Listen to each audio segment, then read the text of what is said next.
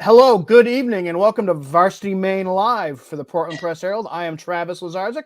Tonight, I am joined by two newcomers to Varsity Maine Live from the Press Herald, my colleague Mike Lowe, and from the Kennebec Journal and Morning Sentinel, everyone's favorite wrestling heel in the state of Maine, the Belfast Bulldog himself, Dave Dyer. Guys, thanks for joining us. Our guest tonight is one of the most accomplished high school coaches in the history of the state of Maine. Her team, her Skowhegan field hockey team, on Wednesday night won its 20th consecutive regional title. I'll say that again because it's astounding. 20 straight regional titles. They have won 19 Class A state championships. They'll go for number 20 this weekend against Chevrolet. She has more than 500 career wins from Skowhegan Area High School. Paula Doughty, thanks for joining us. Thank you for having me. Let me start with this, Paula. Because of the success of your program, how much does that get talked about on your team, just on like maybe not a daily basis, but throughout the season? You know, you want every team to form their own identity, but does that tradition come up often when your team's just kind of hanging out? I think it comes up during tournament time. During the season, I wouldn't say so much. You know, it's a day-to-day work on whoever we are this year type of thing. But once we get into tournaments, absolutely it comes up. The alumni are very involved in the tournament. They're very supportive of the kids during the tournament. On our Facebook page, the alumni post alumni from 40 years ago and alumni from last year post good luck to the kids. So the kids are very in tune that this is a tradition that they should strive for. Paul, I want to ask you because over the years you've always talked to me about how this isn't just about sports and playing games. That your program is about life and how you can help others. And I'd like to just you talk a little bit about what you try to teach the girls. We spoke about this earlier today, and your latest uh, charitable thing, the Victories Over Violence, which you started this year. For 10 years, you had Battles for Breast Cancer. You raised $270,000 for that cause. And now you've gone to a new cause. And I'd like you to talk a little bit about that, if you can, what that means to you and to the girls, and just, what this sport means to them beyond the 19 state championships. Well, as we spoke of earlier, I think when you start coaching, 47 years ago, it was all about can I win? Am I going to be a winner? But as you evolve, I'm a teacher, I'm a mother, I'm a parent. My goal has always been to promote education for my girls, for them to develop, the characteristics that they're going to need to be successful in life. And field hockey is a vehicle for that. They have to learn to get up in the morning when they're tired. They have to learn to face victory and defeat. They have to learn that everything isn't about winning, that there's going to be days when you don't win. Some kids practice all year long and they're on the team, but they don't get to play in the state game. But we're a team.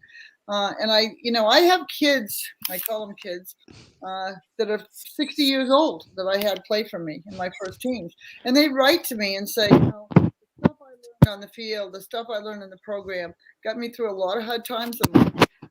All our kids go on to school. They go on to school. Community college, 4-year college, hairdressing school, but they know coming into our program that we expect, high academic standards.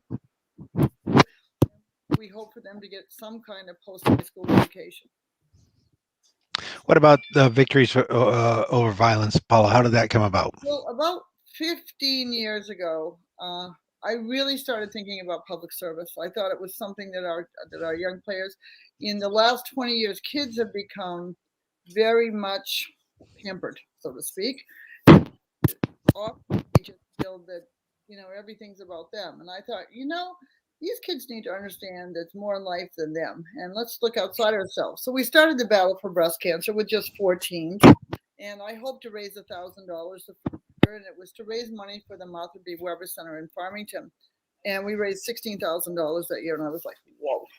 We then expanded to 12 teams. So before COVID, we had 12 teams in the last year, and we raised $45,000 in that summer.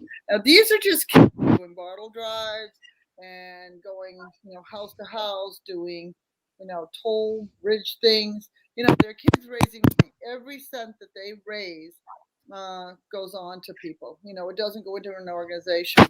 And we have a big tournament and we celebrate. We have a huge education piece. and we used to go to the hospital and tour the breast care center, whatever.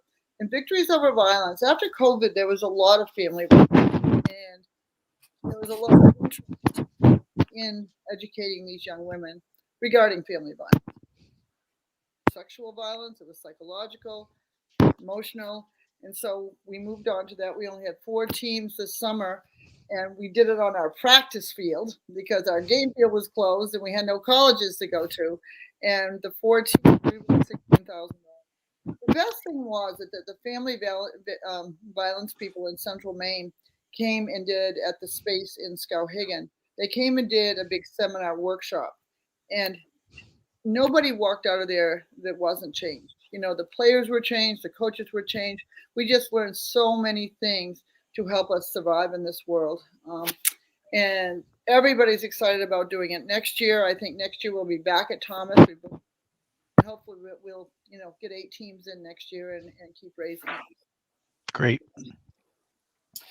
Paula, segueing over to this year's team, and I know we talked a little bit about this at the Winslow Play Day. It was the first thing that was brought up. But coming into this season, this is kind of a unique team this year, and that's probably I know you say that's an easy way of putting it.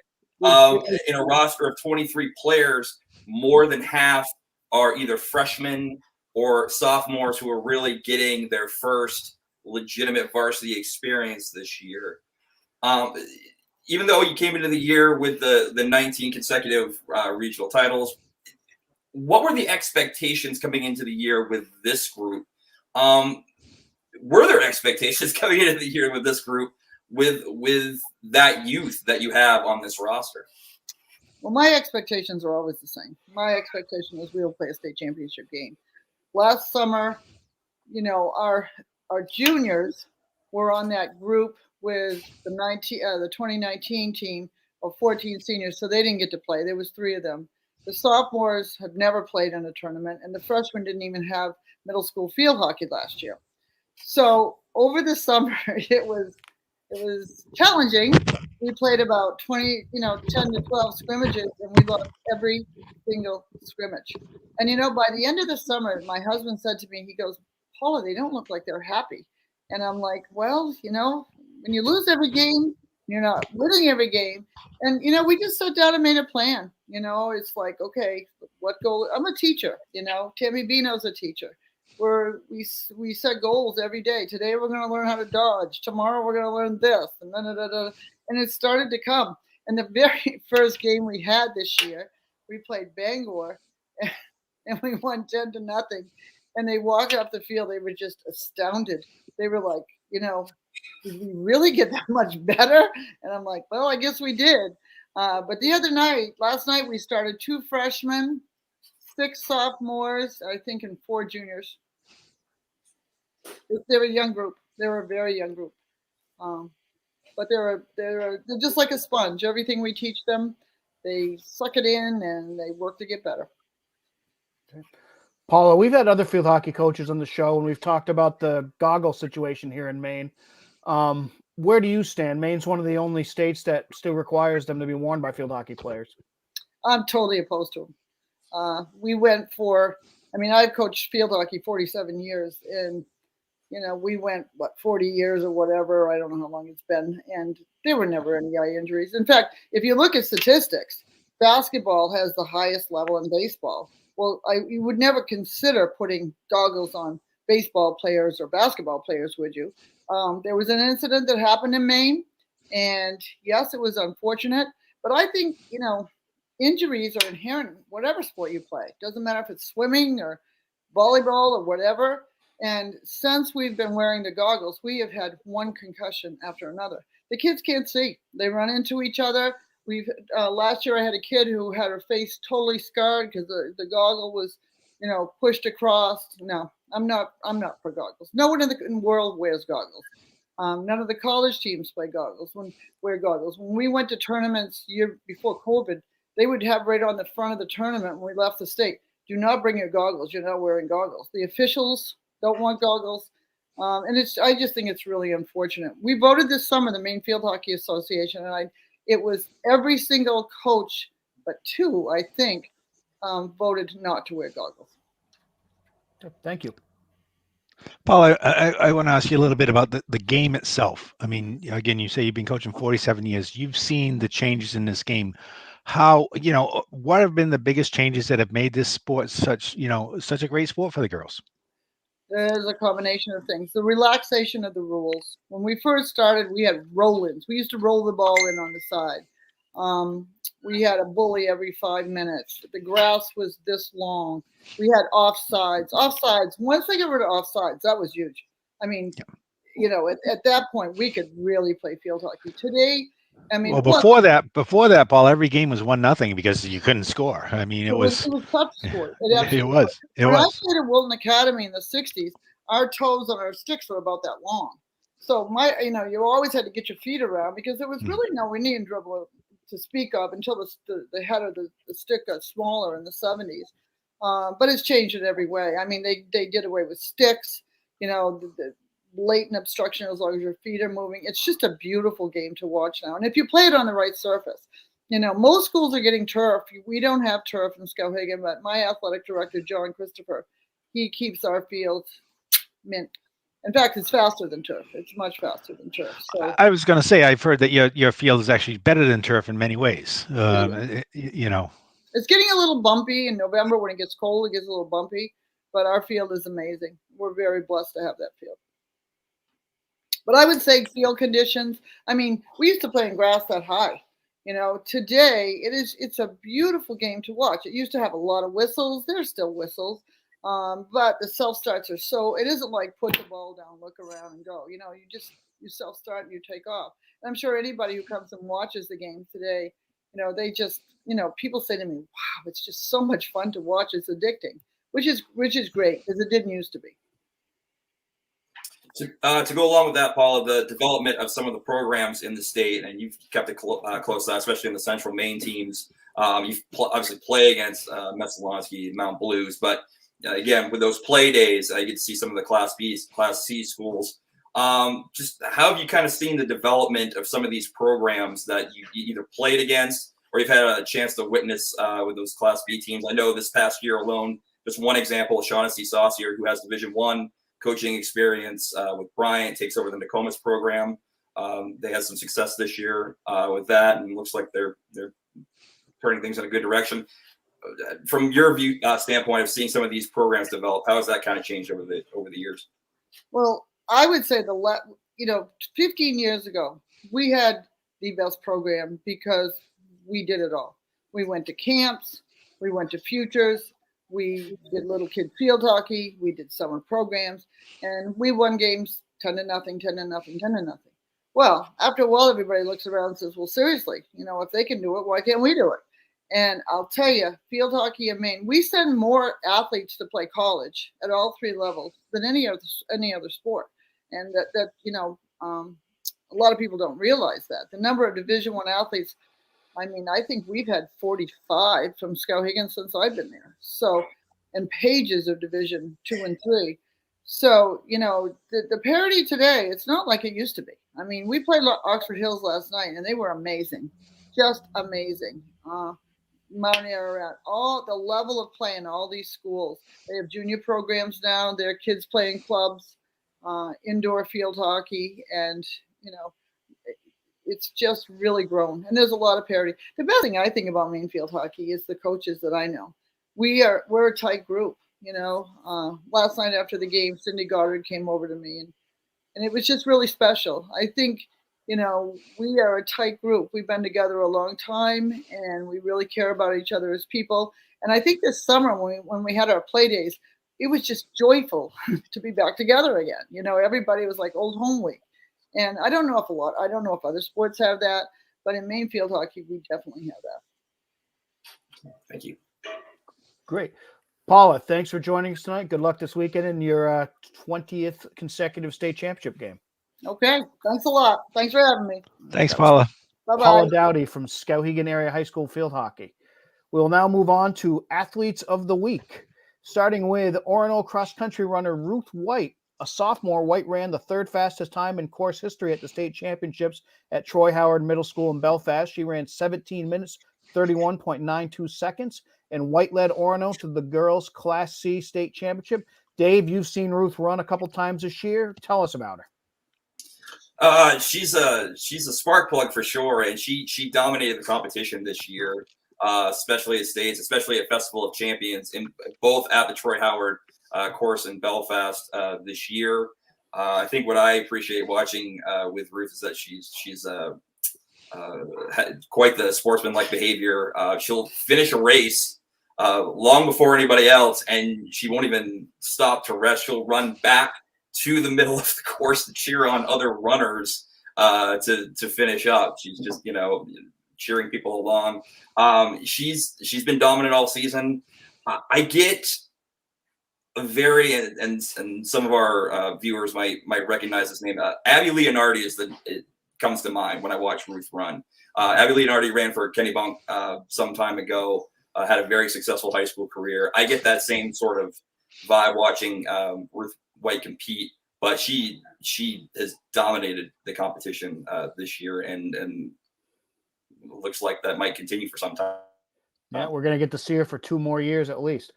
From Winthrop Field Hockey, Maddie Perkins. Perkins scored 3 goals and assisted on 3 others, and the top-seeded Ramblers beat Lisbon to advance to the Class C state championship game, which we will talk about along with the other state championships in a little bit. Sophie Dixon from Yarmouth Volleyball in Monday's Class B state championship match. She had 38 assists, 10 service points, a couple of timely kills, and several key defensive saves as the Clippers edged Cape Elizabeth in 5 sets to complete a perfect season. Charlie Houghton from Deergo Football. Houghton passed for 323 yards and 2 touchdowns. He ran for 61 yards and 2 scores, including the game-winning touchdown from 25 yards out in the Cougars' 35-30 semifinal win over Mountain Valley. Sarah Talon from Wyndham Girls Soccer. She scored 3 goals in a 3-0 win over Gorham in the Class A South Championship yesterday. She will take on Brunswick with the Eagles for the state title on Saturday. Eve Martineau from Levitt Field Hockey, the senior midfielder, led the Hornets into the Class B state title game on Saturday. She scored a goal and assisted on the game winner as Levitt stunned top-ranked York 2-1 in the semifinals. Then she scored the clinching goal as Levitt defeated second-ranked Cape Elizabeth in the Class B South title game. Mike, tell us about Eve. You know what? I didn't know much about her until I saw her play these last 2 games. She's a really phenomenal player. She's going to go to WPI to play next year. And she just controls the game all around for Levitt. She's the flyer on penalty corners. I saw her break up so many plays and crucial moments for them. Late in the game against York, York had a penalty corner. She broke that up. The other day against Cape Elizabeth, it was still 1-0. 4 minutes left. They have a penalty corner. She rushes out and breaks up that play.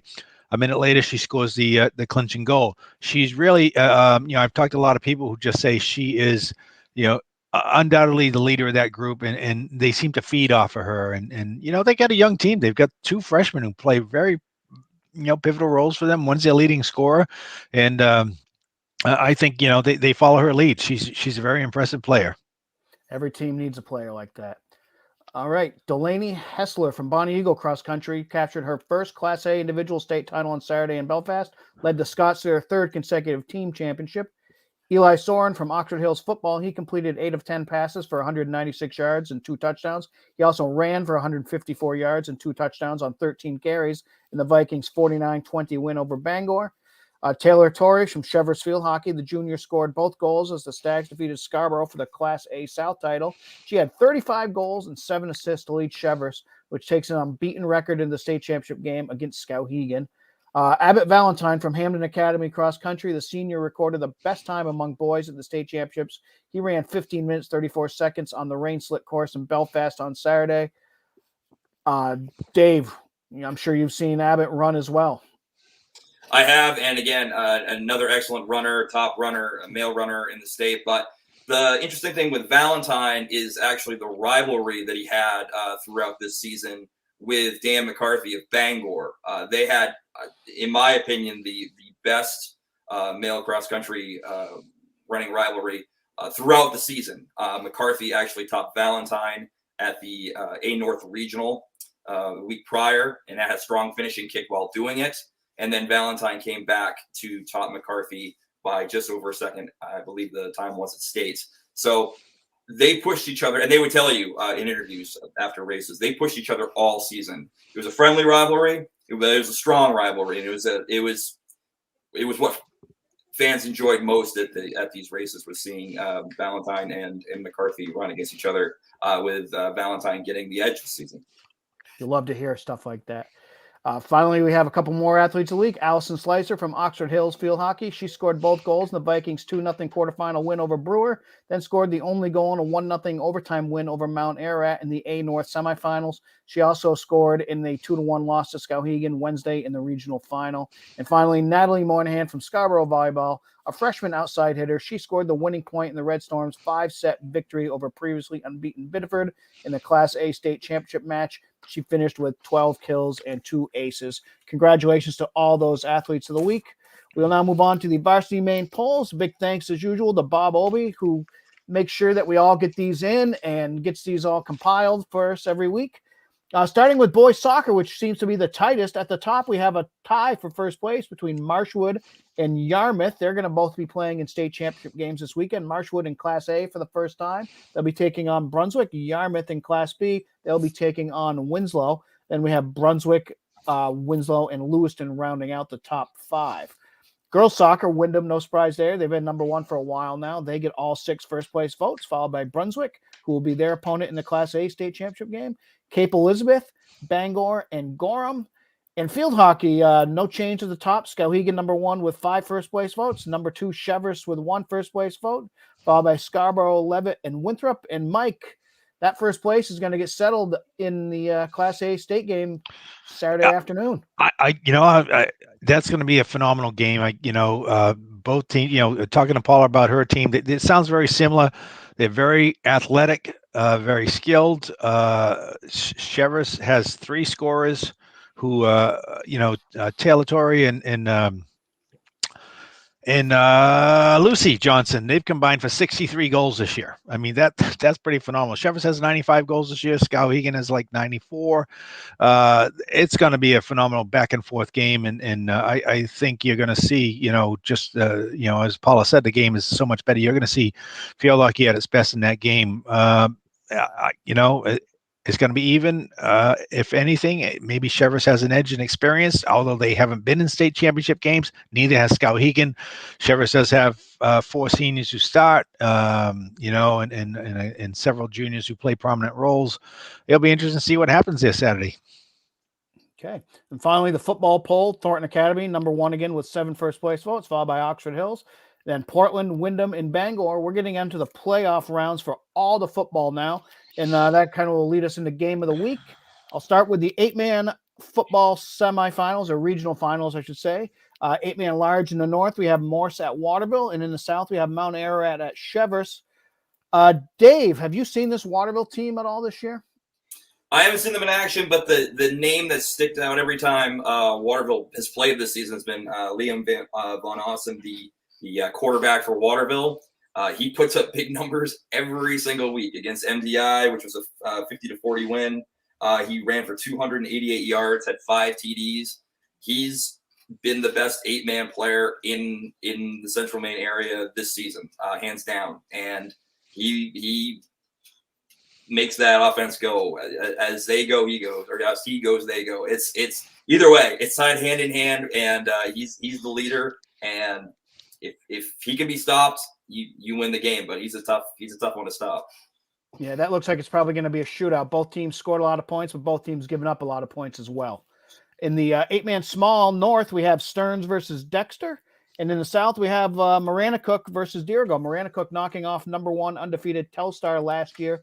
So some interesting games there with the states coming up a week after that. Field hockey state championships are going to be at Coney High School in Augusta on the new turf there on Saturday. We mentioned Skowhegan versus Chevers in Class A. Class B, Old Town versus Levitt. Dave, you saw Old Town beat Lawrence the other night to win the North, right? I did see them, and it was an interesting game for sure. The story of the game was Lawrence had a 20-6 advantage in penalty corners, a 10-0 advantage in the third quarter alone.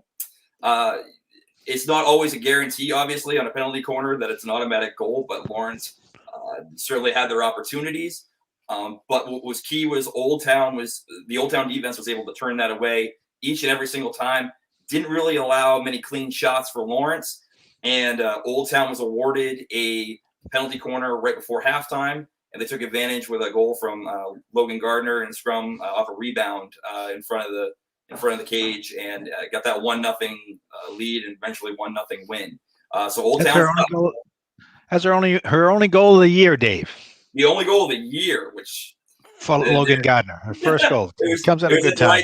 It was at the right time. It was at the right time for sure. But no, it's a tough defensive group from Old Town, and that was a good Lawrence team. They got a victory over. And in Class C, we have MCI versus Winthrop. Mike, these are two teams that seem to get to the state championship game quite a bit. They do, and they score an awful lot of goals. I think Winthrop scored 113 goals on the year, and Winthrop's up in MCI's up in the 90s. They both have a prolific score on each side. It's that could be an 8-7 game. It could be. Forget it. You could set all kinds of scoring records for that game. That one's gonna be a fun one to watch. Okay. And the boys soccer, the A and B games are going to be at Massapequa High School in Waterboro. Dave Dyer, you know a little bit about that place. We got Class A, Brunswick versus Marshwood, and in B, Winslow versus Yarmouth. Winslow and Yarmouth are both undefeated. Yarmouth coming from behind last night in a close game against Cape Elizabeth, down 1-0 to the half, scored 2 goals in the second half to take the win. In Class C and D, those will be up in Presque Isle. Waynfleet versus Fort Kent in Class C. North Yarmouth Academy versus Lee Academy in Class D. And in girls soccer in Class A, we have Brunswick versus Wyndham. Wyndham 18-0. Kind of that team that a lot of people thought could make a run this year with so much experience coming back from the 2019 team. Of course, nobody got any playoffs in 2020. But that experience that they got as young players in 2019 has certainly helped the Eagles along this season. In Class B, Hermann versus Cape Elizabeth. Cape Elizabeth had a 3-0 win over Yarmouth in the regional final yesterday. And Mike, you saw Cape Elizabeth the other day in a regional playoff game against York. They just have so many options when it comes to scoring. Maggie Cochran or Emily Supple. Oh, they're amazing. The York coach said after the game that, it's not like you can pay attention to just one of them, because either one of them, it would be the best player on any other team. They're extremely talented, and they play as a team. They play very well together. They feed off each other. They play off each other. That's a pretty dominating team. Yeah, Cochran with a hat trick in that game against York. You saw Supple with a hat trick against Yarmouth yesterday. So it's kind of hope one of them has an off guy. Hope one has an off game, and you mark up the other one successfully. Yep. Class C, we'll have Marana Cook versus Bucksport in the girls' championship game, and Class D, North Yarmouth Academy versus Wisdom. Real quickly, Mike, what's the game you're most looking forward to this weekend, state championship wise? Skowhegan Chevrolet field hockey. I just think that's going to be a phenomenal game. I'll tell you what, Chevrolet and Scarborough in the South final the other night was one of the best field hockey games I've seen in the last 5 years. Wow. It was back and forth. It was beautifully played, I think we're going to see the same thing. I would imagine on the new turf field, it's going to be fast. Because that grass, that surface is going to be brand new, perfect. There shouldn't be any problems with it. I think this is going to be a phenomenal game to see. And Dave, to kind of circle back to football playoffs, a couple big games this weekend. Kennebec and Marshwood is going to be a big one in B South. Kind of an interesting rivalry game in B North in your neck of the woods. Lawrence and Coney, they've had some great playoff games over the recent years. They have, and this year, both teams have been teams that have experienced injuries but are coming into this game relatively full strength, particularly Lawrence, which had some key players out for a few weeks. They first played against each other in the regular season. Coney got a 28-14 win, but Lawrence was missing multiple players that game. Lawrence has been on a roll lately, especially the last 2 games. Parker Higgins, their running back, in those 2 games, has rushed for over 600 yards. And it scored 10 touchdowns, 6 in the first regular season finale against Messalonskee, and then 4 more the following week against Messalonskee again. Coney is doing what they're doing. They throw the ball. They throw the ball around with their quarterback Presti, who did very well last week. It was 9-11, 150 yards passing with 4 TDs against Brewer. It's going to be a good game. And basically it's going to come down to whoever comes in with a stronger defense that night is going to come away the winner, because you know what to expect. Who's bringing the defense for this one? Okay, that's going to do it for us this week on Varsity Maine Live. I'll remind you to please check out varsitymaine.com for all your coverage of Maine high school sports. For Dave, for Mike, for Coach Doughty, I'm Travis. Thanks for watching.